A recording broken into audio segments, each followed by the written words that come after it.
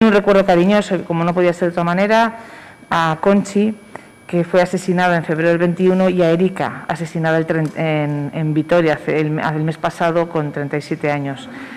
Dejan 2 hijos, cada una de ellas, así que todo nuestro cariño a sus familiares, que hoy se acordarán especialmente de ellas. Y desde el 2004 han sido 23 las mujeres asesinadas. Yo creo que esas son nuestras cifras de la vergüenza. Nos acordamos también, y me acuerdo de todas las mujeres que tenemos en nuestros servicios, que son supervivientes, todas las mujeres que han pasado, que la cifra es muy elevada, pero también todas las que en este momento están presentes viviendo y superviviendo a la situación en la que se encuentran. Yo creo que también hoy es el día de ellas. La realidad de la violencia machista es estructural, sin ninguna duda, y cuando decimos esto queremos decir que hay un sistema patriarcal que considera que las mujeres no tenemos los mismos derechos que los hombres. Algunos datos del observatorio, salió ayer el informe, por eso lo tienen ustedes a su disposición en la página web, pero algunos datos que creo que por lo menos a mí me hacen reflexionar mucho, ¿no? Al año 20, el año de la pandemia, el año en el que estuvimos con confinamientos, con poder sin salir de casa, el año 20, tuvimos un total de 2.961 victimizaciones, el registro más alto de victimizaciones en los últimos 18 años. Cifra que ofrece una tasa de victimizaciones del 49,4%, el 10% sobre 10.000 mujeres. El número de mujeres víctimas asciende a 2.311. Hemos tenido 2.311 mujeres. No se preocupen que luego les preguntamos el estudio. Esto solamente es el inicio del estudio y luego vendrá con sus cifras. Y tenemos 84 municipios de los 112 de Vizcaya con mujeres que han sido víctimas en el año 20, ¿no?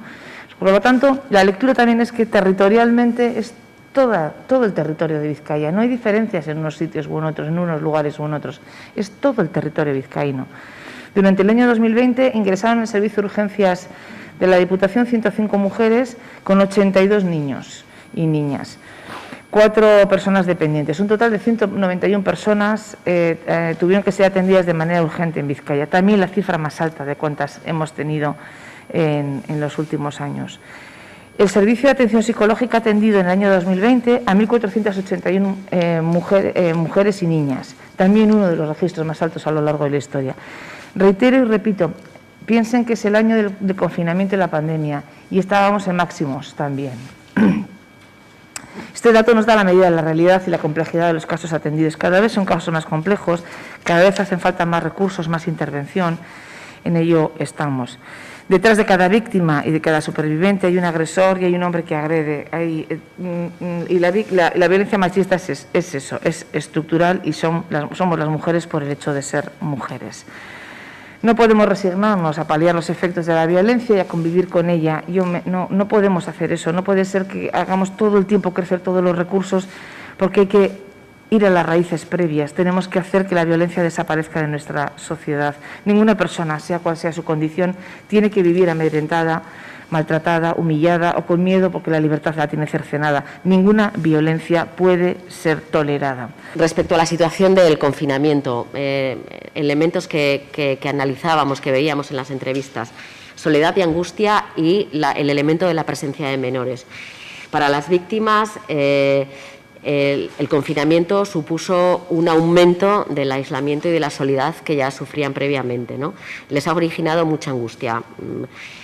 Pues algunas citas que podíamos incorporar: se han sentido muy solas, al margen de con quién estuvieran, ¿no? Se han sentido muy cansadas y también confusas. La presencia del agresor ha sido un elemento muy brutal, nos decían, para ellas, ¿no? Y también la cuestión de los menores ha sido algo que ha determinado mucho ¿no? lo ocurrido con su sentimiento de angustia, ¿no? Decían que en muchas ocasiones se utilizaban también a los menores en estos contextos y que han tenido un agotamiento emocional terrible. Continúo. Obviamente, en situación de confinamiento domiciliario, las dificultades de acceso a los recursos pues fueron normales, fueron habituales, pero también la dificultad de acceder ellas a sus redes sociales. Cuando digo redes sociales me refiero a las familias, a las amigas, a sus contextos más cercanos, bueno, tampoco, ¿no?, la asistencia sanitaria solamente se podía ir en casos de urgencia. Entonces, bueno, efectivamente pues hubo dificultades en este sentido. Respecto a la violencia sexual, nos han dicho que ha estado muy presente durante el confinamiento. Muchas de las víctimas tenían o construyeron una actitud de supervivencia absoluta, ¿no?, en ese contexto de confinamiento, ¿no? Claro, ellos tenían, los maltratadores, absolutamente el control de la situación al estar confinados en el hogar, y bueno, pues ellas desarrollan también estrategias de protección y de supervivencia, especialmente en el caso de menores en el hogar, ¿no? Conclusiones y aprendizajes. Pues desde luego los sistemas de detección dejaron de estar cercanos a las mujeres por el propio confinamiento domiciliario. Importante la cuestión de la violencia sexual, tener en cuenta también esto que estamos hablando de la incertidumbre en la desescalada, los sentimientos de soledad y angustia, las nuevas estrategias de supervivencia que generaron las mujeres, y la cuestión de la presencia de menores, que siempre condicionaba la situación de las mujeres víctimas. Bueno, conclusiones y aprendizajes. Desde luego, la importancia de la comunidad, del vecindario. Debemos de seguir trasladando la necesidad de estar atentas y atentos, de ser responsables, de ser solidarios con las mujeres. Tenemos que sensibilizar la mirada de la comunidad, la mirada del entorno. Esto es muy importante. Pensamos que también tenemos que mirar a ver qué experiencias en otros lugares, ¿no?, otros aprendizajes, al igual que nosotras hemos hecho este trabajo. Bueno, ver, ¿no?, que en otros espacios, ¿no?, cuáles son los trabajos que se han hecho, y también aprender de estas investigaciones. Trabajar en campañas específicas sobre violencia sexual. La cuestión del ciberacoso también nos ha preocupado.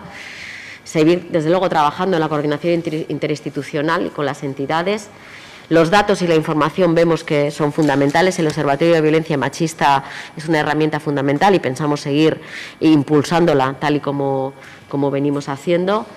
Foco en determinados ámbitos, mujeres con discapacidad, también en alguna de las entrevistas salía alguna cuestión. Foco en las trabajadoras del hogar, foco también en mujeres prostituidas y, desde luego, investigación y seguimiento permanente.